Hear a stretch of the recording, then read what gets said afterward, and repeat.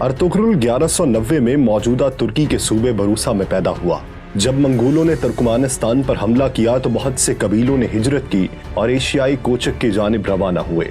کائی قبیلے نے شام کے قریب ایک علاقے میں پڑاؤ ڈالا تھا، لیکن یہ علاقہ سردیوں کے موسم کے لیے سازگار نہیں تھا۔ اس لیے ارطغرل کا باپ سلیمان شاہ چاہتا تھا کہ جلد از جلد کسی بہتر مقام کی جانب ہجرت کی جائے۔ اس کے لیے اس نے ارطغرل کو حلب بھیجنے کا فیصلہ کیا، جہاں پر سلطان صلاح الدین ایوبی کے جانشین حکومت کر رہے تھے۔ حلب کے سلطان العزیز کے پاس سلیمان شاہ کے ایلچی کے طور پر ارطغرل کو بھیجا جانا تھا، لیکن اس سے پہلے ایک ایسا واقعہ ہوا جس نے کائی قبیلے کو مصیبتوں میں دھکیل دیا۔ ارطغرل غازی اپنے جانثاروں کے ساتھ شکار کھیلنے گیا تو وہاں اس نے دیکھا کہ کچھ صلیبی عیسائی قیدیوں کو لے کر جا رہے ہیں۔ اس نے قیدیوں کو بچا لیا اور صلیبیوں کو قتل کر دیا، جبکہ قیدیوں کو قبیلے میں لے آیا۔ صلیبیوں سے جھڑپ میں اس نے اناطولیہ پر قابض صلیبی سردار تیتش کا بھائی بھی قتل کر دیا، جس کے بعد صلیبی کائی قبیلے کے دشمن ہو گئے۔ جبکہ جو قیدی وہ ساتھ لایا تھا ان میں ایک بوڑھا شخص اور اس کی ایک بیٹی اور بیٹا تھا۔ یہ شخص رومی سلجوق شہزادہ غیاث الدین تھا، جسے شہزادہ نعمان بھی کہا جاتا ہے۔ اس کی بیٹی حلیمہ سلجوق شہزادی تھی جو بعد میں ارطغرل کی بیوی بنی، اور اس کا بھائی شہزادہ شہیر بھی ان کے ساتھ تھا۔ اس وقت تخت کی حفاظت اور کسی بغاوت کو کچلنے کے لیے سلطان نے اپنے بھائیوں کو قید کر دیا تھا، لیکن شہزادہ نعمان کائی قبیلے کے ہاتھ لگ گیا تھا۔ اس کی بازیابی کے لیے سلجوق گورنر نے بھی کائی قبیلے کو دھمکانا شروع کر دیا، لیکن کائی سردار نے اپنی روایات کا پاس رکھتے ہوئے قیدی ان کے حوالے کرنے سے انکار کر دیا۔ جب ارطغرل حلب کے امیر سے ملنے گیا تو سازشیوں نے قیدیوں کو سلجوقیوں کے حوالے کر دیا۔ حلب میں ارطغرل سازشوں کا شکار ہوا، لیکن اپنی بہادری اور ذہانت سے بچ نکلا۔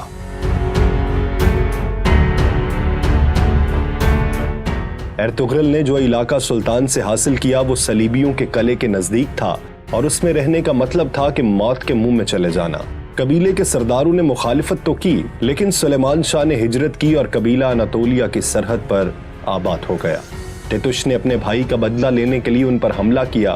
کائی قبیلے نے ارطغرل کی قیادت میں ان کے قلعے پر حملہ کر دیا۔ کائیوں نے صلیبی قلعہ فتح کر لیا۔ 1225 میں سلیمان شاہ کے انتقال کے بعد قبیلے کی سرداری کا مسئلہ سامنے آیا، لیکن اس سے قبل کہ کوئی فیصلہ ہوتا منگول ان پر حملہ کر چکے تھے۔ 1230 میں منگول تاتاری چنگیز خان کی قیادت میں چین اور ایران فتح کر چکے تھے۔ منگولوں کی ایشیائی کوچک مہم کا سربراہ نویان تھا۔ اس نے تمام ترک قبیلوں پر حملہ کیا اور انہیں روندتا چلا گیا۔ اس نے کائی قبیلے پر بھی حملہ کیا اور قبیلے کو آگ لگا دی۔ قبیلے کے لوگوں نے مشکل سے جان بچائی اور ارطغرل کی والدہ ہائمہ خاتون اور بھائی گلداروں کی قیادت میں اپنے دوست قبیلے دو درگا چلے گئے۔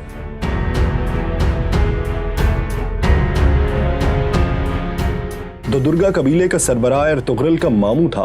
اس نے ان کو رہنے کی جگہ دی اور ان کی مدد کا فیصلہ کیا۔ ارطغرل نے منگولوں کے خلاف لڑنے کا فیصلہ کیا، لیکن قبیلے کے عمائدین اور اس کے ماموں اور بھائی نے اس کی مخالفت کر دی۔ لیکن وہ خاموش رہنے والا نہیں تھا۔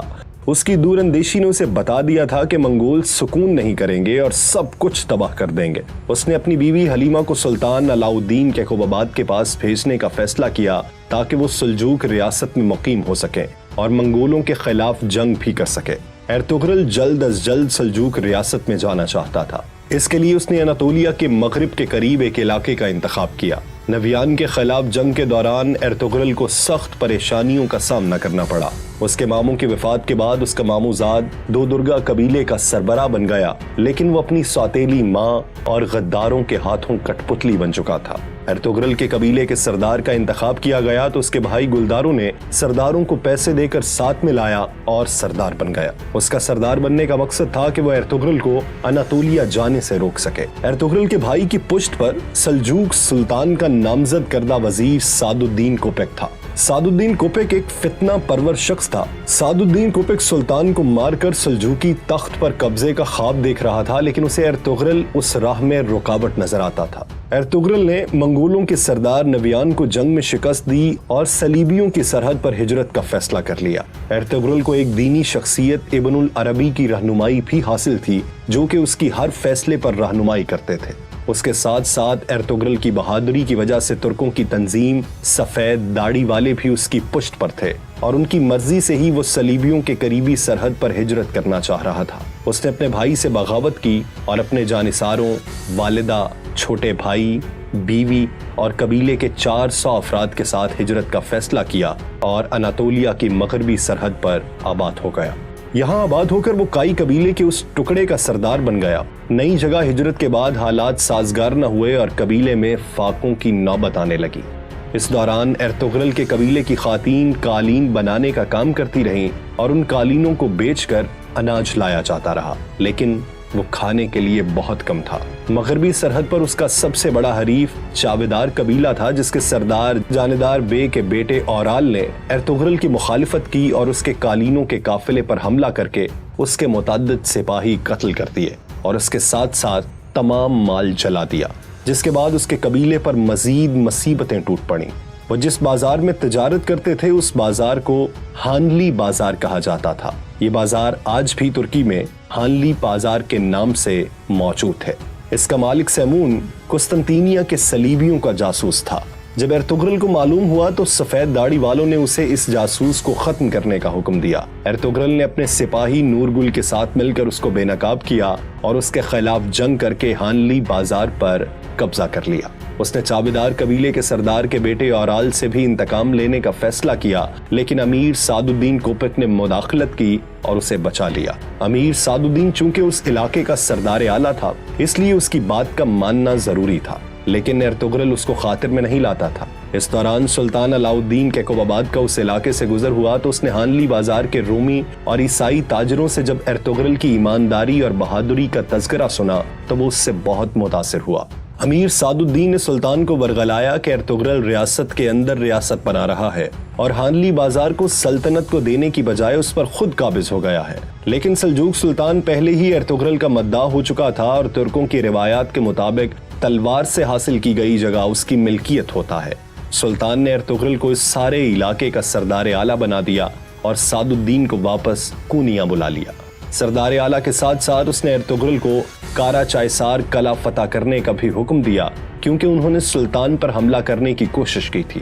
سلطان نے اس کو وعدہ کیا کہ وہ جلد اپنی ایک فوج اس کی مدد کو بھیجے گا۔ ان سب جنگوں میں چاودار قبیلے کا اورال بے ارطغرل کے خلاف رہا، مگر اس کا بھائی آلیار اور بہن اصلاحان نے ارطغرل کا ساتھ دیا۔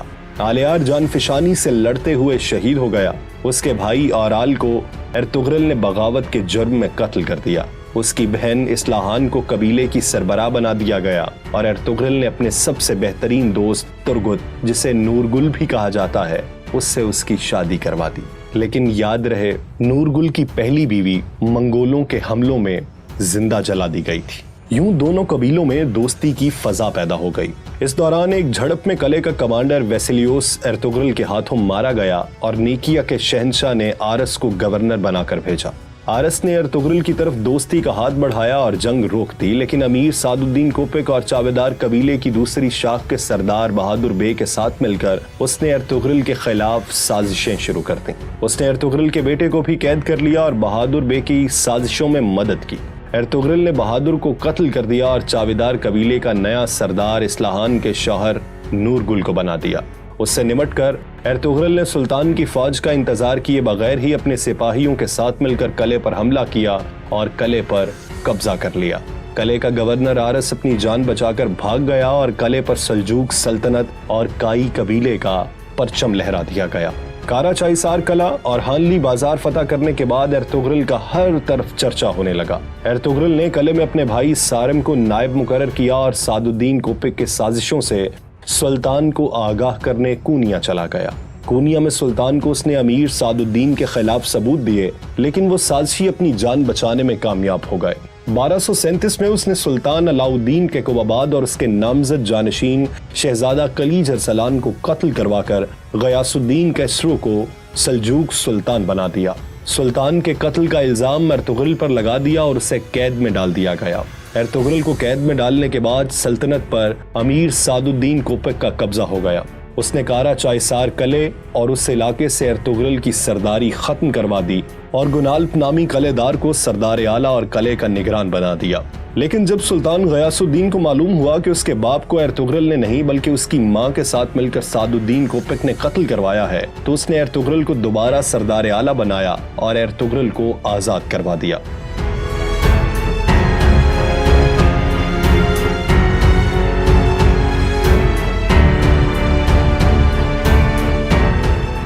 سلطان غیاث الدین نے امیر سعد الدین کو قتل کرنے کا حکم جاری کیا اور ارطغرل کو یہ ذمہ داری سونپی۔ ارطغرل نے گنالب بے کو اس سازشی شخص کی اصلیت سے آگاہ کیا اور اس کے ساتھ مل کر سعد الدین کوپک کا خاتمہ کیا اور سلطنت کو دوبارہ پیروں پر کھڑا کرنے کی کوشش کی، لیکن اس نے گنالب کو کارا چائسار قلعے کا نگران ہی رہنے دیا اور خود قبیلے سمیت سوغوت ہجرت کر گیا۔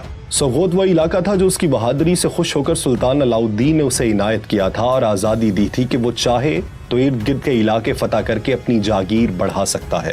اس نے ہانلی بازار بھی سلجوق ریاست کو سونپ دی اور خود سوغوت ہجرت کرنے کی تیاری کرنے لگا۔ اس دوران اوکتائی خان نے دوبارہ اناطولیہ پر حملہ کرنے کا اعلان کیا اور نویان کو یہ کام سونپا گیا کہ وہ یا تو سلطان غیاث الدین کو اطاعت پر راضی کرے یا پھر اناطولیہ کو تباہ و برباد کر دے۔ نویان نے جب سلطان غیاث الدین کو 2 گنا لگان اور اطاعت کا حکم دیا تو اس نے ایک صلح نامہ دے کر ارطغرل کو نویان کے ساتھ اوکتائی خان کے پاس سفیر بنا کر بھیجا۔ ارطغرل کی غیر موجودگی کا فائدہ اٹھاتے ہوئے نویان کی بہن نے کائی قبیلے پر حملہ کرنے کا منصوبہ بنایا، لیکن وہ کامیاب نہ ہو سکی اور نویان کی بہن ماری گئی۔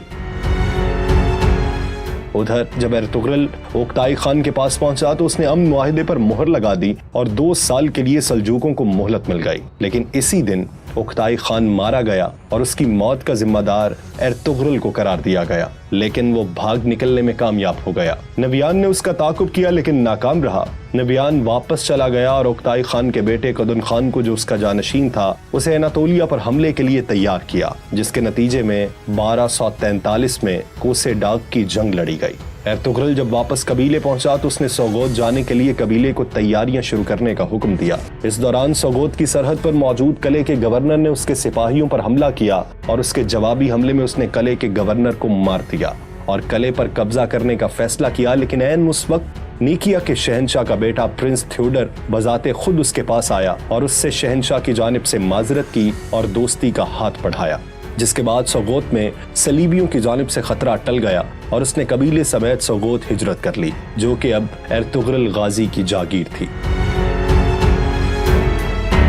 کوسے ڈاگ کی جنگ میں سلجوقوں کو بری طرح شکست ہوئی اور منگولوں نے اناطولیہ پر قبضہ کر لیا اور ارد گرد کے تمام قلعے دار، قبیلوں کے سردار، یہاں تک کہ سلطان بھی منگولوں کو ٹیکس دینے پر مجبور ہو گیا۔ سلجوق دربار میں سلطان منگولوں کے ہاتھ کی کٹ پتلی بن گیا۔